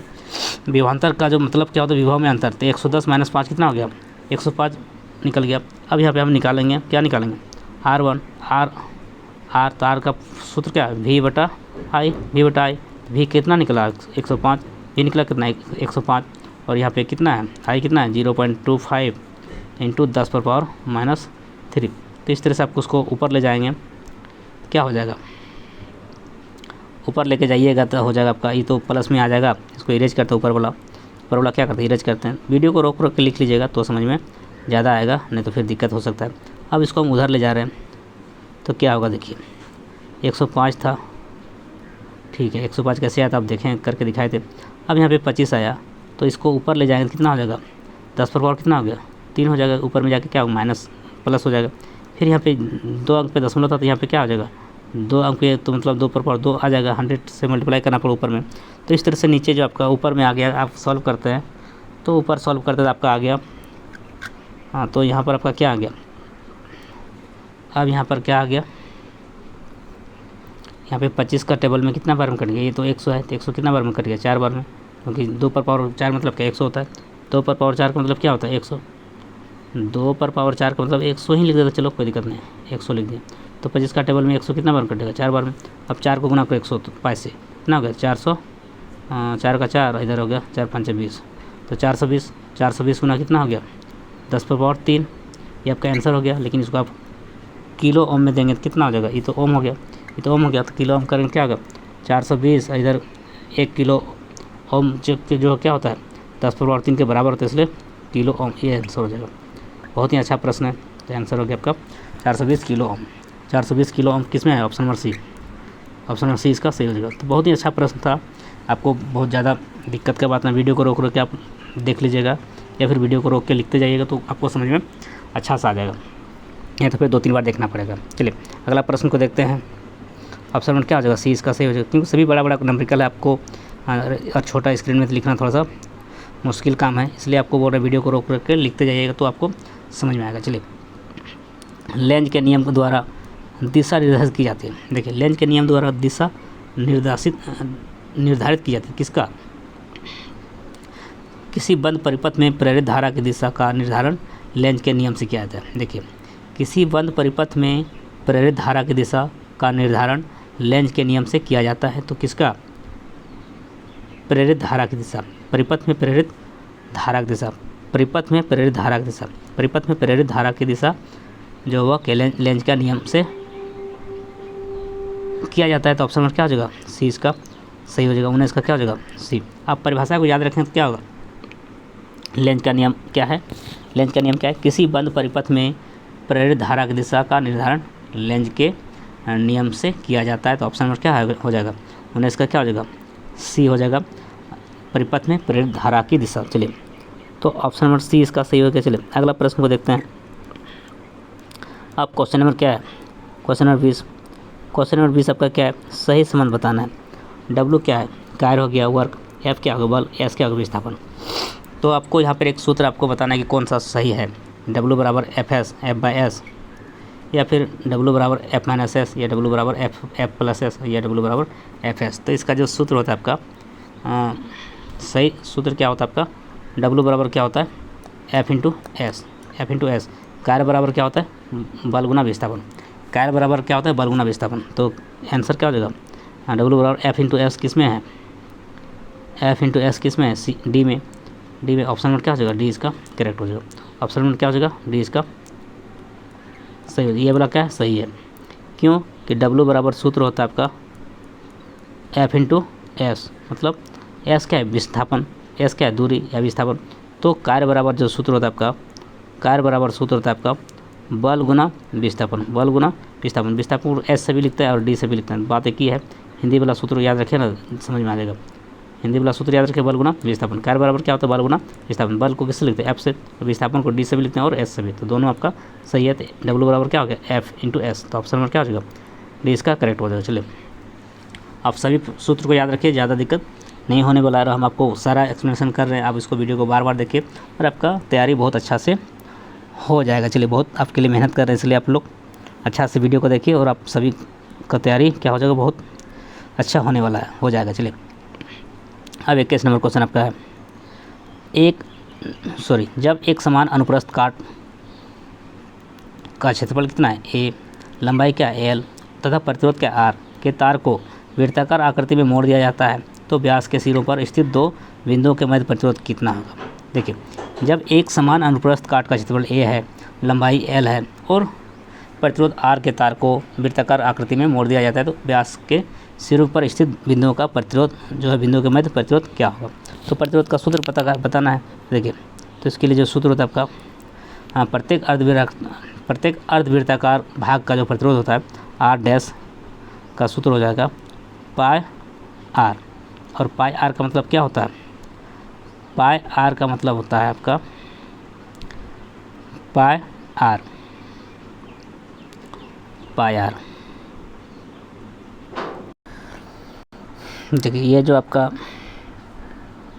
व्यास के सिरों पर स्थित दो बिंदुओं का मध्य का प्रतिरोध ज्ञात करना है। देखिए यहाँ पर आपको जो आपका अर्धवृत्ताकार जो प्रतिरोध हो जाएगा, इसका प्रतिरोध कितना हो जाएगा, आर डैश बराबर कितना हो जाएगा, अर्ध प्रतिरोध हो जाएगा, इसका आधा हो जाएगा, तो क्या हो जाएगा प्रतिरोध इसका हो जाएगा आपका प्रतिरोध आपका हो जाएगा आर बराबर कितना, आर डैश बराबर कितना हो जाएगा, R/2। क्यों, इसका आधा हो जाएगा, प्रतिरोध भी क्या हो जाएगा आधा हो जाएगा, तो आर डैश कितना R/2, R/2 हो गया। तो यहाँ पर आपका ये दोनों अर्धवृत्ताकार भाग है, तो इसको समांतर क्रम में जोड़ना होगा। तो इसका जो तुल्य प्रतिरोध होगा आपका आर इक्विवेलेंट, समांतर क्रम में जोड़ेंगे तो क्या हो जाएगा, उसका फॉर्मूला होता है जो आपका समतुल्य, जो आपका का सूत्र क्या होता है 1/R1 मतलब आर डैश और फिर प्लस 1/R डैश। तो यहाँ पर आपको आर यहाँ पे जो इसको और सॉल्व कीजिएगा तो भिन्न का जोड़ करेंगे तो क्या हो जाएगा आपका, भिन्न का जोड़ करिएगा तो क्या हो जाएगा आपका, भिन्न का जोड़ कीजिए तो क्या हो जाएगा इधर हो जाएगा आपका R dash plus R dash by R dash into R dash, क्योंकि लघुत्तम क्या होगा आर डैश और आर डैश का लघुत्तम क्या होगा आर डैश, तो इधर क्या हो जाएगा R1 R dash plus R1 R dash, R dash plus R1 R dash हो गया। इसको आगे हम लिखते हैं, इसको इरेज करते हैं, तो इसको हम अब इसको इरेज करते हैं, कितना आ गया आपका, इधर जाए आपका 1 आपका आर क्या आपका क्या समतुल्य, इस समतुल्य का मतलब क्या होता है, मतलब वही इक्विवेलेंट हो गया, ई क्यू से क्या इक्विवेलेंट समतुल्य। तो इसको हम पलट देंगे, इसको क्या करना पलट देंगे, ये भी क्या होगा पलट जाएगा, इसको हम पलटते हैं ऊपर में इरेज करके।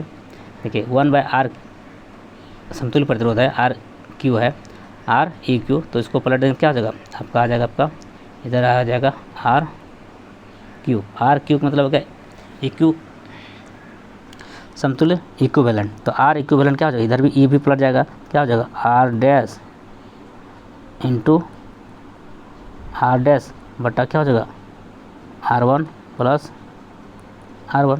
तो अभी हम उसका अभी इरेज करते हैं, तो आपको आर डैश का मान अभी निकाले थे R/2, आर डैश का मान क्या है R/2, क्योंकि प्रतिरोध को आधा कर दिया, क्या होगा आर का आधा क्या होगा R/2, आर डैश का मान हो जाएगा आपका, आर डैश का मान आप मान रखिए क्या हो जाएगा R/2 गुना R/2 बटा फिर क्या हो जाएगा R/2 प्लस R/2, इसको सॉल्व करेंगे तो R/2 और R/2 क्या होगा R square, R dash by 2, तो R/2 हो गया R/2। तो इसको आगे हम सॉल्व करेंगे, तो इसको आप सॉल्व करिएगा तो इसका आंसर आ जाएगा आपका R/4 आ जाएगा, क्या आ जाएगा R/4 आ जाएगा। आप सॉल्व कर सकते हैं या फिर आपको सॉल्व कर देंगे तो क्या आ जाएगा R/4। देखिए हम सॉल्व कैसे करते हैं, वीडियो को रोक के आप लिख लीजिएगा।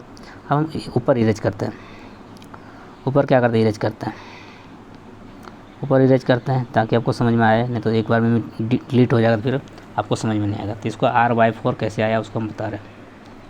देखिए R गुना R क्या हो गया R स्क्वायर, R गुना R क्या हो गया R स्क्वायर बटा 2 गुना 2 कितना होगा 4, और नीचे जो आपका क्या हो गया, नीचे आ गया आपका 2 का आ गया क्या हो गया नीचे आ जाएगा, नीचे इरेज करते हैं। और ये आपका किसका मान था, ये तो आपको R इक्विवेलेंट का मान था, ले और नीचे क्या था, नीचे भी इरेज करते हैं, नीचे बटा के R/2 plus R/2 plus R/2, तो लघुत्तम क्या हो जाएगा 2 आ जाएगा, लघुत्तम कितना आ जाएगा 2 आएगा, तो R प्लस R क्या होगा 2R, R प्लस R क्या होगा 2R। तो इसको ये क्या हो बदलेगा, भाग किस में बदलता है गुना में, तो R स्क्वायर बाई कितना हो गया 4, इधर क्या हो गया आपका, तो इधर ऊपर चला जाएगा 2 चला जाएगा, नीचे क्या हो जाएगा 2R, क्योंकि भाग किस में बदलता है गुना में। तो ये जब आपका पलट गया तो यहाँ पे R स्क्वायर और R क्या, एक से R कट गया, ये 2 से क्या हो गया, ये भी 2 कट गया, तो फाइनल जो बचा आपका क्या बचा R/4। तो इसका आंसर क्या हो गया R/4। तो इसका आंसर निकल के R/4 जो कि आपका ऑप्शन नंबर ए में है। तो 21 नंबर का क्या ऑप्शन नंबर ए में इसका सही आंसर है। तो बहुत अच्छा प्रश्न था, ऑप्शन नंबर क्या हो जाएगा ए इसका सही हो जाएगा R/4। आसान था, कैसे बनाए तो इसके लिए थोड़ा सा हम हिंट्स फिर से आपको रिपीट कर दे रहे हैं क्वेश्चन को। आर जो है उसका क्या है, अर्धवृत्ताकार था, इसलिए आर डैश, ओरिजिनल तो आर है, तो अर्धवृत्ताकार का प्रतिरोध क्या हो जाएगा, अर्धवृत्ताकार भाग का प्रतिरोध क्या होगा, आर डैश, तो आर डैश क्या हो जाएगा, उसका आधा हो जाएगा r/2, या आर डैश का मान निकल गया, आर डैश का मान निकल गया, क्यों, ओरिजिनल से क्या हो जाएगा, वो आधा हो जाएगा, आर था मान लिया पूरा का, आता आधा का क्या हो जाएगा, आर डैश का मान क्या, r/2 हो गया। इसके बाद जो समांतर क्रम का जो प्रतिरोध होता है, समांतर क्रम का जो समतुल्य प्रतिरोध होता है Req, इसके लिए क्या फार्मूला होता है, 1/r और फिर 1/r1 R2। तो R1 R2 को यहाँ पे क्या लिखना पड़ेगा, R1 R2 की जगह पे क्या लिखेंगे, r डैश, क्योंकि जो है वो नहीं लिखेंगे, r डैश।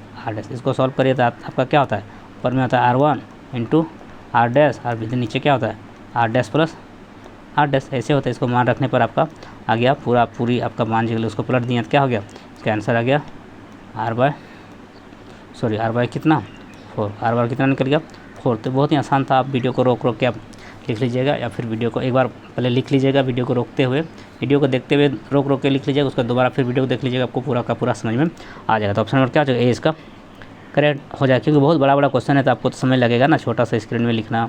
चलिए फिर भी हम सभी क्वेश्चन को अच्छा से एक्सप्लेन कर रहे हैं आपके लिए, उसके लिए आपको टेंशन लेने का ज़रूरत नहीं है। चलिए आप केवल वीडियो को बार देखिएगा, और वीडियो से आप कॉपी में लिख लीजिएगा, और आपको तैयारी आपका 100% बहुत अच्छा हो जाएगा। चलिए अगला प्रश्न आपका है, ओम का नियम क्या है,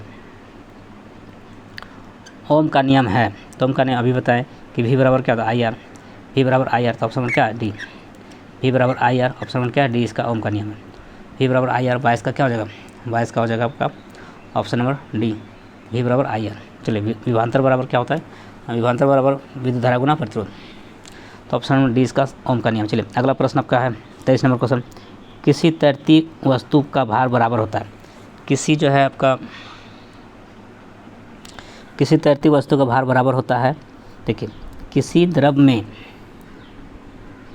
इसका कॉन्सेप्ट हम बता दे रहे हैं कि किसी तैरती वस्तु का भार बराबर होता है तो क्या कंडीशन होता है। देखिए किसी द्रव में तैरती वस्तु का भार सदैव द्रव द्वारा लगाए गए उत्प्लावक बल के बराबर होता है। जो किसी द्रव में तैरती हुई वस्तु का भार जो है सदैव द्रव द्वारा लगाए गए उत्प्लावन बल के बराबर होता है, क्योंकि जितना बल द्रव हटाएगा, जितना बल से वो द्रव को हटाएगा उतना ही उसका उत्प्लावन बल भी होता है। तो इसका जो आंसर क्या हो जाएगा, उत्प्लावक बल के बराबर। तो इसका क्या हो जाएगा ऑप्शन नंबर ए इसका बॉयंसी फोर्स। जितना भार जो है आपका बल को द्रव को हटाने में लगाएगा उतना ही जो है वह उत्प्लावन बल भी हो जाता है। यानी कहने मतलब इसका जो सिद्धांत है उत्प्लावन बल का, जो आर्किमिडीज ने जो सिद्धांत दिया था, क्या दिया था, किसी द्रव में तैरती वस्तु का भार सदैव द्रव द्वारा लगाए गए उत्प्लावन बल के बराबर होता है, या फिर उत्प्लावक बल के बराबर होता है, बॉयंसी फोर्स अंग्रेजी में बोलते हैं बॉयंसी फोर्स। तो आपका ऑप्शन नंबर क्या ए इसका सही हो जाएगा उत्प्लावक बल। चलिए अगला प्रश्न आपका है 24 नंबर क्वेश्चन आपका यह फिगर है, क्या दिया है, चित्र में दिखाई गई व्यवस्था में धारा ए से बी की ओर वृद्धि हो रही है, तो लूप में जो है आपका लूप में प्रेरित धारा की दिशा क्या होगी। ये जो आपका फिगर देख पा रहे हैं, ए से बी की ओर वृद्धि कर रहा है, ए से बी की ओर वृद्धि कर रहा है, ए से क्या कर रहा है, ए से बी की ओर वृद्धि कर रहा है, तो वृद्धि हो रहा है, तो लूप में प्रेरित धारा की दिशा क्या बता रहा है, दक्षिणावर्त, वामावर्त, या फिर शून्य, या फिर दक्षिणावर्त व वामावर्त में क्रमशः परिवर्तन। तो ये जो 24 नंबर है आपका 24 का आंसर क्या होगा, ऑप्शन नंबर ए दक्षिणावर्त। दक्षिणावर्त क्या हो जाएगा, दक्षिणावर्त। जब धारा का परिमाण ए से बी की ओर बढ़ाया जाता है तो उत्पन्न चुंबकीय क्षेत्र का मान जो है वो बढ़ जाता है। जब धारा का परिमाण ए से बी की ओर बढ़ाया जाता है तो उत्पन्न चुंबकीय क्षेत्र का मान बढ़ जाता है, अर्थात लूप से संबंधित चुंबकीय फ्लक्स जो है वो क्या होता है, परिवर्तित होता है। अर्थात लूप से संबंधित चुंबकीय फ्लक्स क्या होता है, वो परिवर्तित हो जाता है। अतः लूप में दक्षिणावर्त दिशा में प्रेरित धारा प्रवाहित होती है। लूप में दक्षिणावर्त दिशा में प्रेरित धारा प्रवाहित होती है, तो ऑप्शन नंबर क्या हो जाएगा, ए इसका करेक्ट हो जाएगा। चलिए अगला प्रश्न आपका है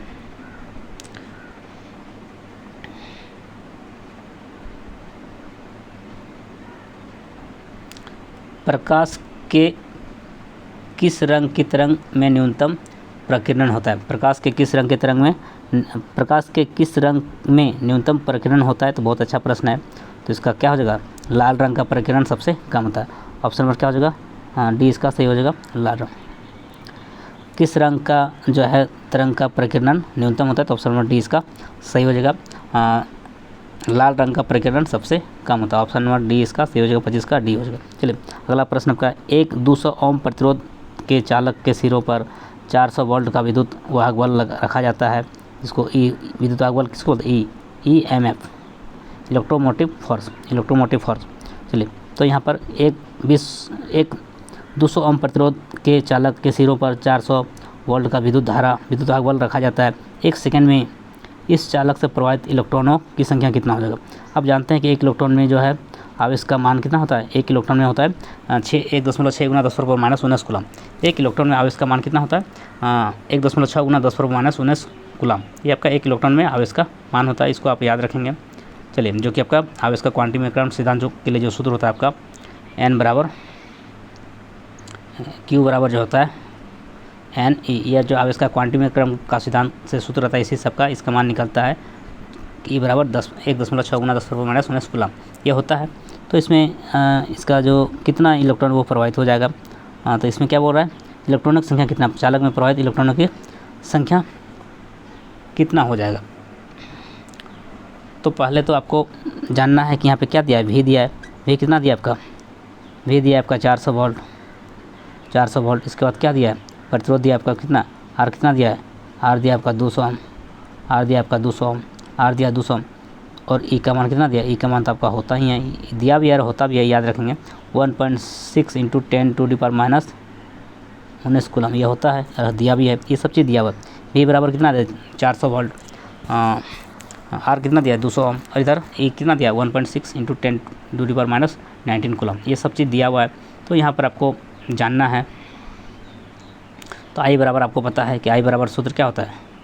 I बराबर सूत्र होता है, I बराबर क्या सूत्र होता है? I बराबर आपका होता है V बटा R। I बराबर क्या होता है? V बटा R। I बराबर क्या होता है? V बटा R। तो V का मान कितना है आपका? V का मान आपका 400 है, V का मान 400 है। R का मान कितना है? 200। R का मान 200, तो 4 को 200 से कटा देंगे, कितना आ गया? 2। तो 2 कितना निकल गया? विद्युत धारा। I का मान कितना निकल गया? 2 एम्पियर। I का मान कितना निकल गया? 2 एम्पियर। अब आपको पता है कि प्रति सेकंड में प्रवाहित आवेश का मान Q बराबर क्या होता है? I × T, क्योंकि आप जानते हैं, अभी बताए थे I बराबर क्या होता है? Q/T। I बराबर क्या होता है? Q/T। मतलब विद्युत धारा का सूत्र अभी बताए थे कि समय के सापेक्ष जो आवेश में जो परिवर्तन होता है उसको विद्युत धारा बोलते हैं। समय के सापेक्ष जो आवेश में जो परिवर्तन होता है उसको विद्युत धारा बोलते हैं। I बराबर क्या होता है? I बराबर क्या होता है? Q/T। मतलब विद्युत धारा बराबर क्या होता है? आवेश बटा समय। तो यहाँ पर आपको क्या हो जाएगा? तो Q बराबर क्या हो जाएगा? I × T हो जाएगा। Q बराबर क्या हो जाएगा? I × T। तो I कितना निकल गया? 2, और T कितना है आपका? T आपका 1 है, 1 सेकंड में। यहाँ पे 1 सेकंड लिखा है, 1 सेकंड लिखा है, तो T कितना? 1। तो आपका कितना निकल गया? आवेश कितना निकल गया? 2 कूलम। आवेश कितना निकल गया? 2 कूलम। आवेश कितना निकल गया? 2 कूलम। आवेश निकल गया 2 कूलम। तो आपको आवेश निकल गया आपका 2 कूलम। और आप अभी आपको बताएं फार्मूला, क्या बताएं? आवेश आपका Q निकल गया, आपका Q निकल गया 2 कूलम। और अभी आपको आवेश का क्वांटमीकरण का सिद्धांत जो आपका क्या होता है? Q बराबर होता है N × E। N × E। तो N × E, N × क्या? E। तो चालकों के प्रवाहित इलेक्ट्रॉनों की संख्या, तो N क्या है? इलेक्ट्रॉनों की संख्या। तो N आपको निकालना है, N आपको निकालना है, तो क्या हो जाएगा? Q/E। N निकालेंगे क्या होगा? Q/E। N बराबर फार्मूला क्या हो जाएगा? N क्या हो जाएगा? Q बराबर क्या होता है? N × E। N × E जो आपका क्या है? आवेश का क्वांटमीकरण का सिद्धांत से यह सूत्र आता है। तो N बराबर क्या हो गया? Q/E। N बराबर क्या होगा? Q/E, क्योंकि आपको N निकालना है, चालक में प्रवाहित इलेक्ट्रॉनों की संख्या निकालना है। तो ये आपका सूत्र है Q और E। तो Q और E क्या है आपका? निकल गया। इसमें मान रखने तो आपका आंसर आ जाएगा। वीडियो को रोक के आप इसको लिख लीजिएगा, हम इसको इरेज करते हैं। चलिए, तो आपका N का मान आपको निकालना है। तो Q/ क्या है? Q/E। तो Q कितना निकला? Q कितना निकला? 2 निकला। और E कितना है? 1.6 × 10⁻⁻19 कूलम। तो ये कूलम से कूलम क्या हो कट गया। अब उसको ऊपर ले जाएंगे तो क्या हो जाएगा आपका? तो ये आपका, तो इसको जब सॉल्व करेंगे तो इसको सॉल्व करने पर क्या आ जाएगा?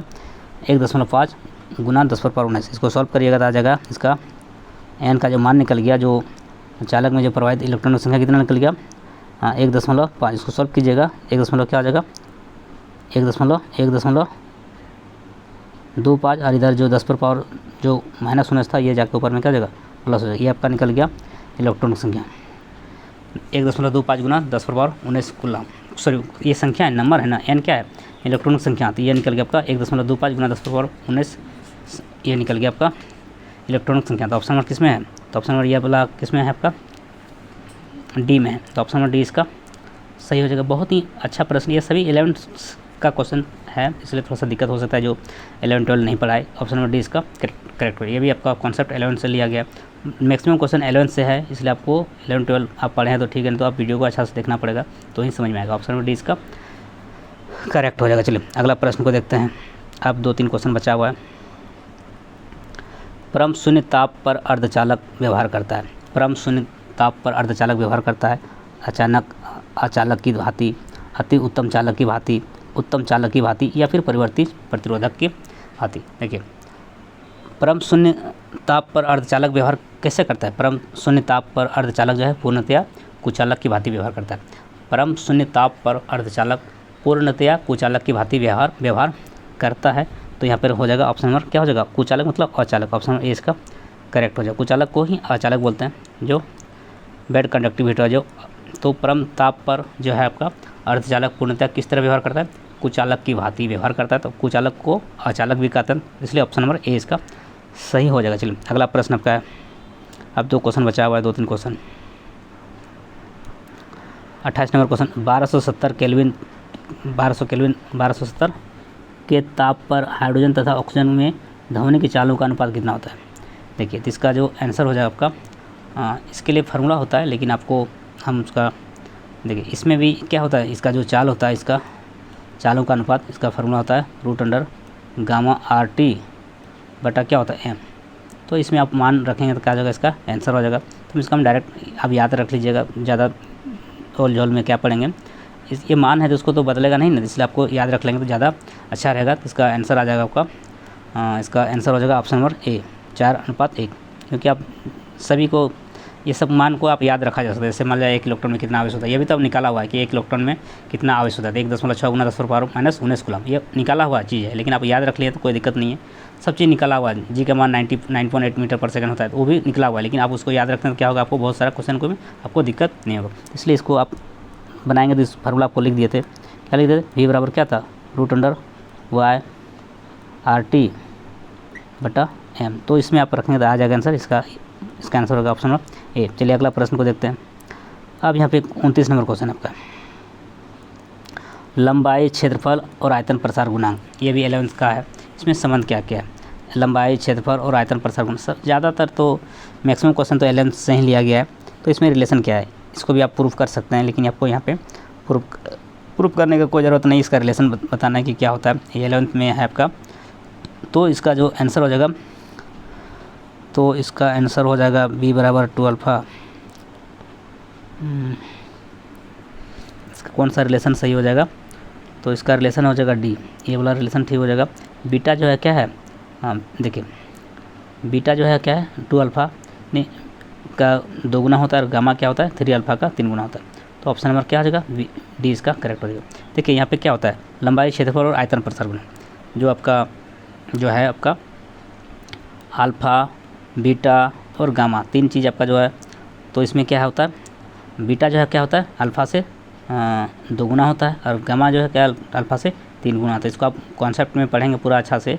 तो ये जो क्षेत्रीय प्रसार गुणांक और रेखीय प्रसार गुणांक और आपका आयतन प्रसार गुणांक, देखिए ये जो रेखीय प्रसार गुणांक, क्षेत्रीय प्रसार गुणांक और आयतन प्रसार गुणांक जो ये जो क्लास 11 में है, यहाँ से एक रिलेशन निकलता है। तो ये रिलेशन क्या है आपका, बीटा जो है आपका अल्फ़ा का 2 गुना होता है, और गामा जो है अल्फ़ा से 3 गुना होता है। ऑप्शन नंबर क्या है, डी इसका सही हो जाएगा। ये आपका 11th क्लास का बुक में है, आप उसको उतना डेप्थ में सिद्ध करने का जरूरत नहीं, इसको रिलेशन को याद रख लेंगे। बीटा अल्फ़ा का 2 गुना होता है और गामा अल्फ़ा का 3 गुना होता है। ऑप्शन नंबर डी इसका करेक्ट हो जाएगा। अच्छा, अब देखिए लास्ट क्वेश्चन आपका 30 नंबर क्वेश्चन, 30 नंबर अब लास्ट क्वेश्चन इसका है।